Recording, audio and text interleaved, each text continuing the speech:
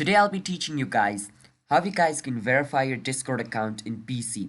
By verify, I mean how you guys can verify your Gmail or your phone number, whichever thing is attached with your Discord, alright? So first, after you open Discord, you want to click on the setting icon at the bottom. Now once you click on setting icon, make sure you're on my account. My account, you can see the option called email.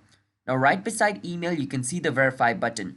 In my screen, you don't see it because my email is already verified. But in your screen, there's going to be a verify button here.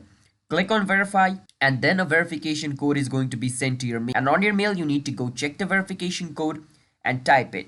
Once you type it, if the code is correct, your email will be verified and your Discord account will be verified. And if you have created your Discord account using phone number, there's going to be a verify button right beside your phone number. You need to click on that and a verification code is going to be sent under SMS. And the step is same, just enter the code in Discord, send in your SMS, and your phone number will be verified. That means your Discord account will be verified. That's how you guys can verify your Discord account in PC.